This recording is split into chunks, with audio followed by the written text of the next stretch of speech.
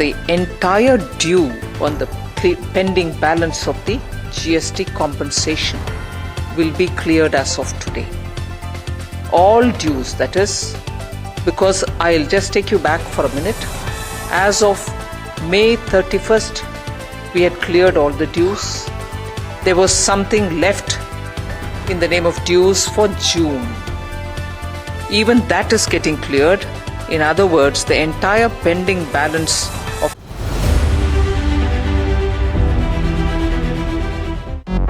പുരുഷ മേധാവിത്വം കൂടുതൽ ഉള്ള ഒരു മേഖലയിൽ നിശ്ചയദാർഢ്യവും കഠിനാധ്വാനവും കൊണ്ട് വ്യക്തിമുദ്ര പതിപ്പിച്ച ഒരു സ്ത്രീരത്നത്തെ ആണ് ഇന്നത്തെ വീഡിയോയിൽ നിങ്ങളുമായി പങ്കിടുന്നത്.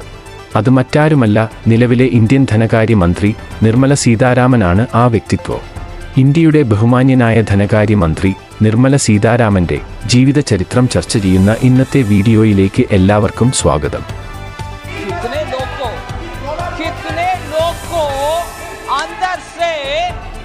So, India has actually showcased an accelerated pace of economic growth. 1959 August 18 തമിഴ്നാട്ടിലെ മധുരയിലാണ് നിർമ്മല സീതാരാമൻ ജനിച്ചത്.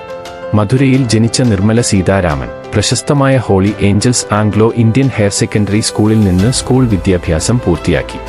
സീതാലക്ഷ്മി രാമസ്വാമി കോളേജിൽ നിന്ന് സാമ്പത്തിക ശാസ്ത്രത്തിൽ ബിരുദവും ഡൽഹിയിലെ ജവഹർലാൽ നെഹ്റു സർവകലാശാലയിൽ നിന്ന് ബിരുദാനന്തര ബിരുദവും നേടി.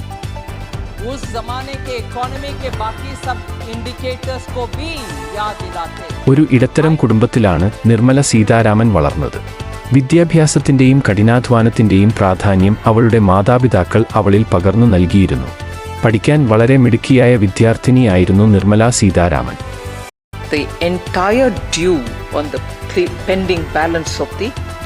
വിദ്യാഭ്യാസം പൂർത്തിയാക്കിയ ശേഷം നിർമ്മല സീതാരാമൻ ജവഹർലാൽ നെഹ്റു സർവകലാശാലയിലെ സ്കൂൾ ഓഫ് സോഷ്യൽ സയൻസിൽ ഫാക്കൽറ്റിയായി ഔദ്യോഗിക ജീവിതം ആരംഭിച്ചു.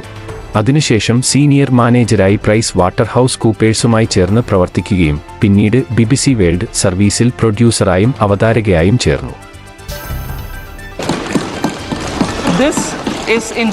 നിർമ്മല സീതാരാമന്റെ രാഷ്ട്രീയ പ്രവേശനം 2006 ഭാരതീയ ജനതാ പാർട്ടിയിൽ ചേർന്നതോടെയാണ്. 2010 പാർട്ടിയുടെ വക്താവായി അവർ വളരെ പെട്ടെന്ന് തന്നെ ഉയർന്നു വന്നു.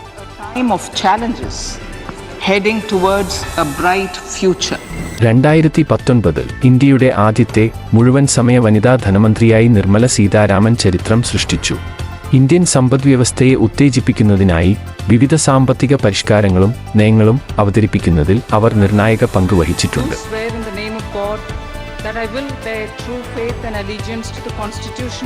നിർമ്മല സീതാരാമന്റെ നേതൃത്വത്തിൽ ദരിദ്രരുടെയും പാർശ്വവൽക്കരിക്കപ്പെട്ട സമൂഹങ്ങളുടെയും ഉന്നമനത്തിനായി ഇന്ത്യൻ സർക്കാർ നിരവധി ക്ഷേമ പദ്ധതികൾ ആവിഷ്കരിച്ചിട്ടുണ്ട്.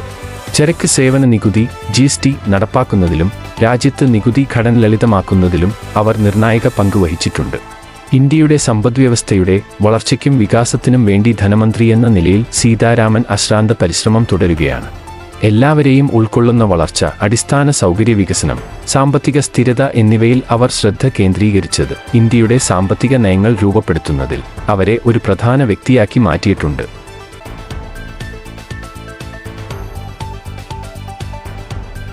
നിർമ്മല സീതാരാമന്റെ സംഭാവനകളും നേട്ടങ്ങളും ശ്രദ്ധിക്കപ്പെടാതെ പോയിട്ടില്ല എന്ന് നിസ്സംശയം പറയാൻ കഴിയും. കാരണം 2018 മികച്ച പാർലമെന്റേറിയൻ അവാർഡ് ഉൾപ്പെടെ നിരവധി പുരസ്കാരങ്ങൾ അവരെ തേടിയെത്തിയിട്ടുണ്ട്.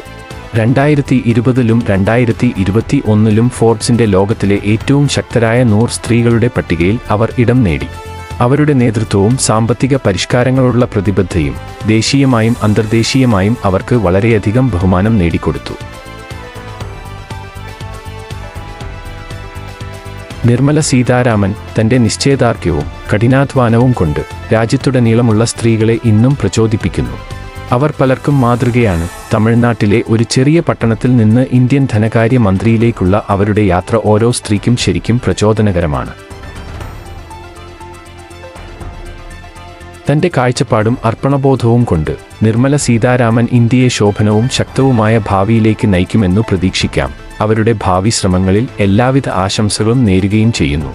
ഈ ചെറിയ വീഡിയോ എല്ലാവർക്കും ഇഷ്ടമായെന്ന് വിശ്വസിക്കുന്നു. തുടർന്നുള്ള വീഡിയോകൾക്കായി ചാനൽ സപ്പോർട്ട് ചെയ്യാൻ മറക്കരുത്.